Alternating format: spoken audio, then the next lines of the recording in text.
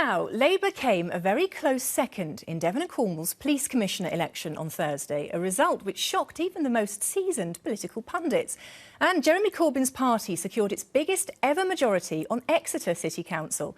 But Labour's facing a fight to keep control of Plymouth after Tudor and Ian ended up with the same number of councillors. Ben Woolvin reports. It was a tense moment when the Tories thought they might lose to Labour. In the end, Conservative Alison Hernandez was declared Devon and Cornwall's new police commissioner.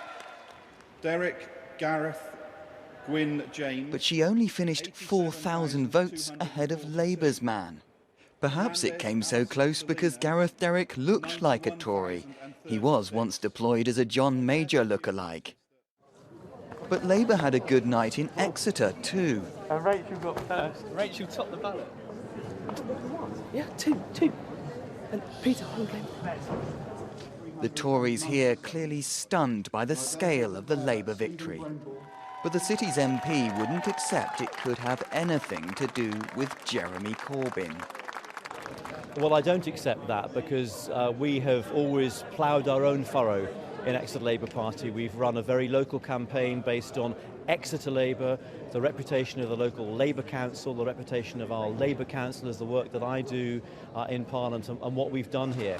Bethan Roberts, the Conservative Party candidate, 1,134. The Conservatives had hoped to give Labour a beating in Plymouth too, but they only managed to take one Labour seat, leaving the two parties with equal numbers. That's led to uncertainty about who's in charge. Hello. Despite a confident speech from the Labour group leader. Well, thank you to the people of Plymouth for putting your trust in Labour again, and we will not let you down. But no mention of Labour's national leader here either, or his supporters in Momentum, who helped get the vote out. Ben Woolvin reporting, and to discuss this we're joined by Janet Wise from Momentum. That's the campaign group formed in the wake of Jeremy Corbyn's leadership election. Janet, how much do you think Corbyn's leadership has made a difference to the vote down here? Well, we can see that Labour has done incredibly well, and that's a brilliant something for us to be celebrating. I think that as far as Momentum goes, we had a good group of people in Momentum who went out on the doorsteps and joined all the other volunteers that we have in the Labour Party in Plymouth Labour, and that has all together made a really big difference. OK, we heard Ben Bradshaw, the Exeter MP, saying there that the vote he didn't think was down to the leadership. What do you say to that? I did hear on the grapevine that those two councillors that were elected might possibly be Momentum members. I'm not sure about that. I'm not sure what goes on in Exeter as far as Momentum is concerned. I just know about the local But Momentum you think group. it has certainly made a difference down here? We have active members on the doorstep, and anybody going out and helping is going to be really good for Plymouth Labour. Tudor, perhaps your leader isn't as toxic as was first thought. Well, would you like some stats? If we'd have had an all-out election in Plymouth on Thursday, we would now be sitting on a working majority, an absolute majority, of 31 seats to the Conservatives' 25. And, you know, this is... What about Corbyn's opposition to Trident? Can I just... Has that made a difference to you Would it be in all right Plymouth? if I just finish a sentence before you finish a interrupt sentence, me? but not too many stats, because Oh, you don't like stats? it's dry. Well, it is dry, but it's boring, isn't it? Because what it does is contradict the narrative that your film has been trying to construct. No, but Andrew let's look Neil, at what's happened here, not if there was an overall election, what the results we've had now. Well, the point, I think what we need to understand is you have to get the viewers, right? You have to give the viewers the facts. The facts are, right, that in Tony Blair's first year of leadership, he faced an electoral test in 1995. He got 46% of councillors nationally. David Cameron, in his first test of leadership, in 2006, he got 41% of councillors nationally. Jeremy Corbyn on Thursday got 47%. So your narrative, which is entirely developed out of pundits talking to pundits, isn't actually based on fact, is it? Well, but you have been trying to create a slight anti-Corbyn. Have I? Do you think? Have I? Is that not fair? No, I don't think it's fair. I'll tell you why. I've had 2 interviews with Jenny Coomer, right, in the last week. Our political reporter, yes, yeah. In the last week, OK, she asked me, of the questions, she asked me, 55% of them were about Corbyn. Right? That she didn't ask me about the Conservatives, she didn't ask me about the record, she didn't ask me about Hernandez and her investigation by the police. Okay. She didn't ask me any of that stuff. Janet, we'll come back to you on this. This election result actually nationally across the board has been worse than Michael Foot. What would you say to that? And he obviously led the Labour Party on to a disastrous general election campaign.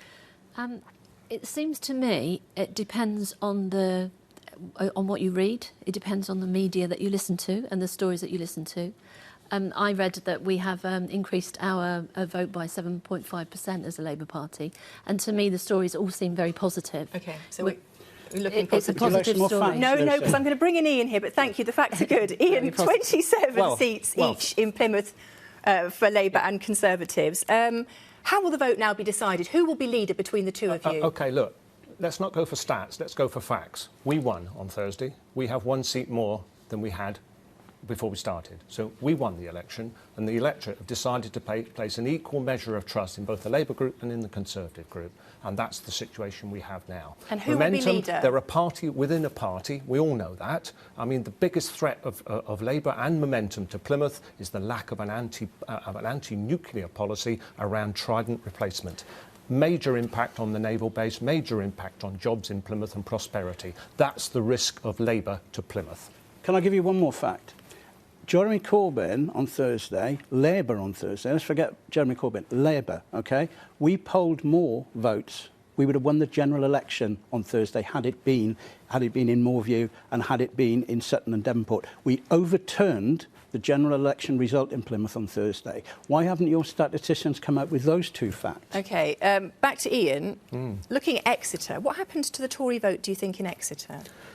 I don't know, I think is probably the honest answer to that one. I mean, my focus clearly has been on Plymouth. We were disappointed with the Exeter outcome. Clearly, we were hoping for better. We were hoping for better in Plymouth. But at the end of the day, this is democracy. You have to deal with the hand that is dealt with you by the electorate. And we all of us, I would suggest, have to accept that as we move forward, because clearly we've got some difficult decisions lying ahead. I can understand Ian being disappointed because he made his whole campaign about Trident.